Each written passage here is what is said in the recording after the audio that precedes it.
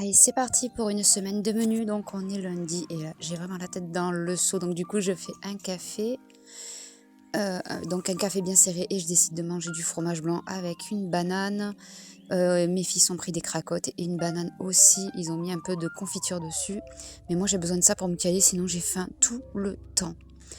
Ensuite, à midi, avec la presse, mon compagnon nous a fait des croque-monsieur. Eux, c'était chèvre avec du jambon. Moi, j'aime pas le fromage, donc c'était jambon avec un œuf dedans. Et ensuite, pour le dessert, j'ai pris une clémentine. J'ai trop besoin de vitamines en ce moment, je suis un peu KO. Pour le goûter, je prends ces 2 bananes qui sont un peu abîmées et je vous donne la recette de base de mon cake juste là.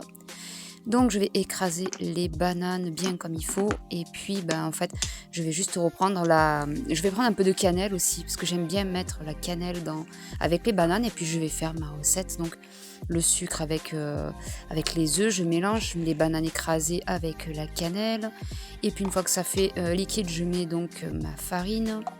Une fois que j'ai bien mélangé, je mets l'huile, puis je vais mettre ensuite le lait.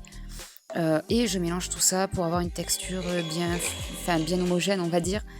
Et une fois que ça c'est fait, je mets ça dans mon moule à cake. Et je vais l'envoyer au four. Alors avant j'avais un four à gaz, maintenant j'ai un four électrique. Je suis un peu noyée, je sais pas trop encore pour les temps. Je ne sais pas, je crois que je vais mettre 40 minutes de cuisson pour 180 degrés. Je vais surveiller parce que je le connais pas bien encore. Je mets donc le temps et la température qu'il préconise. Je veux pas faire cramer mon gâteau car il pourra aussi nous servir pour le petit-déj. Bon, ok, il a pas cramé, je l'ai piqué quand même 3 fois pour voir, hein, mais ouf. Je vais le goûter, je vais tester pour voir si c'est bon comme ça. Déjà, franchement, il est super moelleux.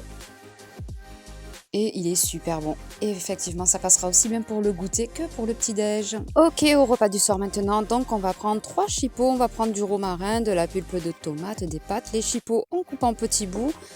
Tu vas voir, c'est très très simple. Tu les fais revenir. Une fois que c'est bien revenu, tu mets la sauce. Tu mets tes brins de romarin. Tu sales. Tu mélanges bien et tu vas couvrir et laisser mijoter. Allez, un petit quart d'heure comme ça. Tu rajoutes un peu d'eau s'il faut au besoin et puis c'est parti pour envoyer les pâtes.